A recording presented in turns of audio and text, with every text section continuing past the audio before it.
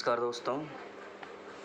हमने अपने first chapter को स्टार्ट किया हुआ था और हमने जनसंख्या की प्रावस्थाओं के बारे में पढ़ा था और हमने छोड़ा था कि जो बढ़ने की प्रवृत्ति पाई जाती है इसमें जो क्षेत्रीय विभिन्नताएं पाई जाती है। तो आज हम इस क्षेत्रीय विभिन्नताओं के बारे में पढ़ेंगे। सन 1991 और 1 के दौरान भारत के राज्यों और केंद्र शासित प्रदेश में जनसंख्या वृद्धि दर सुस्पष्ट रूप से प्रतिरूप दर्शाती है। केरल, कर्नाटक, तमिलनाडु, आंध्र प्रदेश, उड़ीसा और गोवा जैसे राज्य हैं, इसमें निम्न वृद्धि पाई जाती है कि जो वृद्धि दर है, ये जो राज्य यहाँ पर कम पाई जाती है, यह 20% से अधिक नहीं है। लेकिन केरल है, न केवल इस वर्ग में राज्य में है बल्कि पूरे देश में निम्नतम वृद्धि दर्ज की हुई है। अभी केरल का एग्जाम्पल आपको लगातार देखने को मिल रहा है और पूरे के पूरे जितनी आप पॉपुलेशन के बारे में अध्ययन करते चले जाएंगे तो वो आपको इसके बारे में ज़रूर देखने को मिलेगा। एजुकेशन की बात कर सकते हैं आप, बहुत ज़्यादा आपको यहाँ पर देखने को मिलेगी। इसी वजह से इतने अच्छे हालात इस देश के अंदर आपको देखने को मिलेंगे। केरल है देश के अंदर बहुत आगे है, हमारे कंट्री में केरल राज्य भी। देश के उत्तर पश्चिमी, उत्तरी और उत्तर मध्य भागों में पश्चिम से पूर्व स्थित राज्यों की एकशत पेटी में दक्षिणी राज्यों की अपेक्षा उच्च वृद्धि दर पाई जाती है। इस पेटी में जैसे गुजरात है, महाराष्ट्र है, राजस्थान, पंजाब, हरियाणा, उत्तर प्रदेश, मध्य प्रदेश, सिक्किम, असम, बंगाल, छत्तीसगढ़ वगैरह आदि हैं। इसमें क्या है कि भी प्रतिशत वृद्धि रही, यानी कि यहाँ पर जो है जनसंख्या वृद्धि दर बहुत ज़्यादा रही है। इसमें कुछ कारण रहेंगे कि जैसे महाराष्ट्र है, गुजरात है, पंजाब, हरियाणा है कि भी यहाँ पर माइग्रेशन भी एक है जो फैक्टर है वो प्रभाव डालता है। लेकिन इसके साथ साथ जो है जन्म दर और मृत्यु दर या फिर आप कह सकते हैं प्राकृतिक वृद्धि दर भी है, वो आपको ज़्यादा देखने को मिल रही है। उसके बाद है कि वर्ष 2011 के दौरान सभी राज्यों और केंद्र शासित प्रदेशों में पिछले दशकों की तुलना में जनसंख्या वृद्धि दर थोड़ी सी धीमी रही है। 6 सर्वाधिक जनसंख्या वाले राज्य हैं जिसमें उत्तर प्रदेश, महाराष्ट्र है, बिहार है, पश्चिमी बंगाल है और आंध्र प्रदेश, मध्य प्रदेश है। 1991 से 2001 की तुलना में 2011 में जो 10 के वृद्धि प्रतिशत में यानी कि यहाँ पर कम रही है। आंध्र प्रदेश में सबसे कम 3.5 और महाराष्ट्र में सर्वाधिक रही है और तमिलनाडु, पांडुचेरी में कुछ दशकों में जो है ये वृद्धि दर दर्ज की गई है। अभी भारत में जनसंख्या वृद्धि का एक महत्वपूर्ण पक्ष इसमें किशोरों की वृद्धि है। वर्तमान में किशोरों में अर्थात जो 10 से 19 वर्ष का आयु वर्ग है, इसका अंश 20% के आसपास है, जिसमें से 52.7% किशोर हैं जबकि 47% किशोरियाँ सम्मिलित की गई हैं। किशोर जनसंख्या में यद्यपि उच्च संभावना से युक्त युवा जनसंख्या समझी जाती है, यदि इन्हें समुचित ढंग से मार्गदर्शित और दिशा निर्देश न किया जाए तो काफ़ी सुभेद्य भी हो सकते हैं। जहाँ तक इन किशोरों का संबंध है, समाज के समक्ष अनेक चुनौतियाँ जिसमें कुछ की विवाह की निम्न आयु, निरक्षरता, विशेषता स्त्री से निरक्षरता, विद्यालय विरत छात्र और पोषकों की निम्न ग्राह्यता है। किशोरी माताओं में उच्च मातृ मृत्यु दर, HIV एड्स के संक्रमण की उच्च दरें, शारीरिक और मानसिक अपंगता अथवा मंदता, औषध दुरुपयोग और मदिरा सेवन, किशोरों के उपचार और अपराध इत्यादि करना। अब देखो एक सिंपल सी टर्म है, जैसे हमने बताया था कि एक जनसंख्या किसी देश के लिए क्या वो एक बहुत ज़्यादा बड़ा फैक्टर प्ले करती है, क्योंकि जो काम करने वाले जो लोग होते हैं वो जनसंख्या ही होती है। तो जितने ज़्यादा लोग होंगे तो वहाँ पर काम करने वाले ज़्यादा होंगे, तो सिंपल सी बात है देश की आर्थिक वृद्धि की हम बात कर सकते हैं। लेकिन वो कुछ विशेष परिस्थितियों में ही कर सकते हैं। उसके लिए क्या उनको आपको स्वास्थ्य अच्छी देनी पड़ेगी, शिक्षा देनी पड़ेगी अच्छी प्रकार से, अच्छी अन्य प्रकार की जो सुविधा इंफ्रास्ट्रक्चर की वो देनी पड़ेंगी, तभी जाकर वो आपको आगे जाकर वो रिटर्न में दे सकते हैं। अब एक सिंपल सी बात है कि जो 10 से 19 वर्ष का आयु वर्ग है भारत की जनसंख्या में, वो 20% आता है। अगर इस 20% की बात करें तो इसमें जो आधे से ज़्यादा पुरुष हैं और थोड़ा सा कम है आधे से, वो हमारी स्त्रियां देखने को मिलेंगी भी।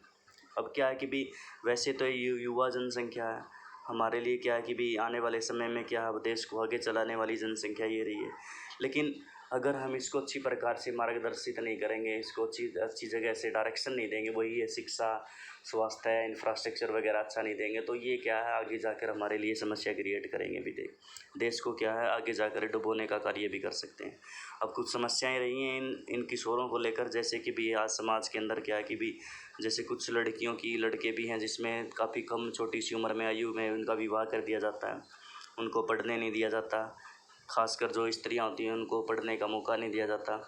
विद्यालयों से क्या उनका ड्रॉप आउट करवा दिया जाता है, यानी कि कुछ साल हो जाते हैं बेचारे, उसके बाद क्या घर की कंडीशन अच्छी नहीं रहती और उनको स्कूल छोड़ना पड़ जाता है। अभी उसके बाद उनको पौष्टिक तत्व नहीं मिल रहे अच्छी प्रकार से, किशोरी जो होती हैं उनमें उच्च मातृत्व मृत्यु दर होता है। जैसे वो जन्म के समय बेचारी जब वो बच्चा पैदा करती है तो उनकी मृत्यु हो जाती है, वो दर बहुत ज़्यादा रहती है।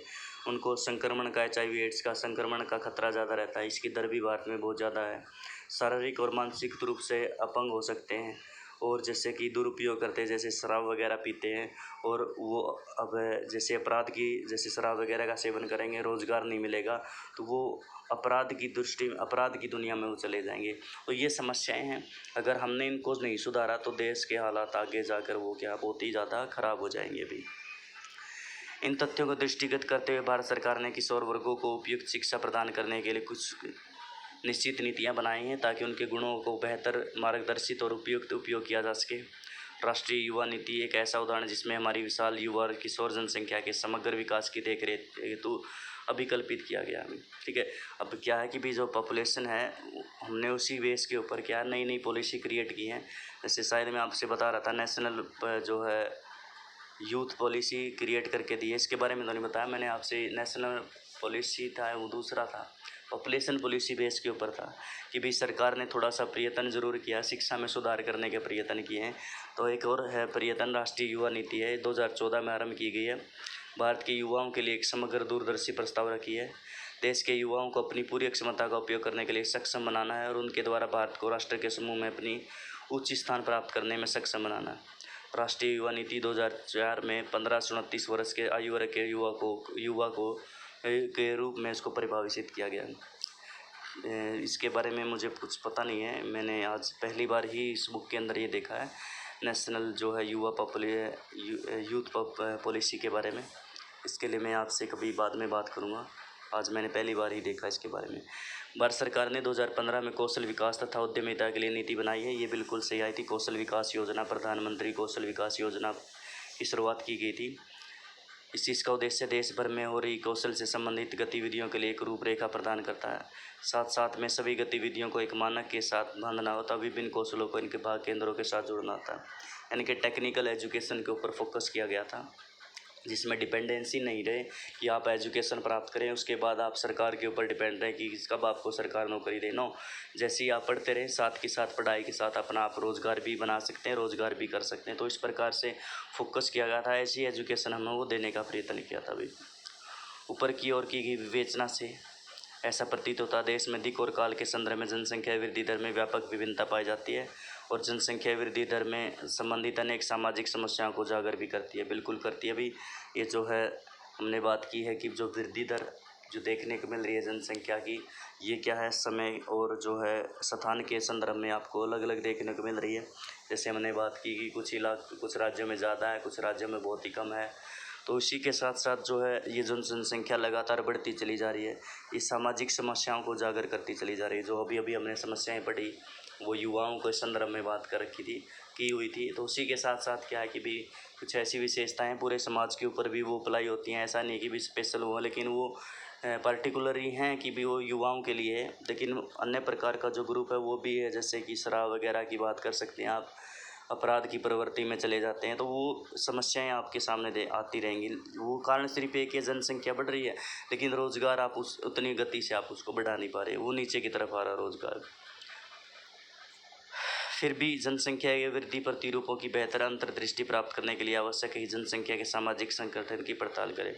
अब ये नहीं कि भाई ये बढ़ने के सिर्फ ये कारण हो सकते हैं कि भाई ये वृद्धि दर देख लिया हमने, इसके लिए क्या हमें अलग से जो जनसंख्या का संगठन होता है उस संगठन को हमें क्या करना पड़ेगा, पढ़ना पड़ेगा और उसी के बाद हम इसके बारे में निर्णय लेंगे कि भी किस प्रकार के हालात देश के अंदर देखने को मिलेंगे।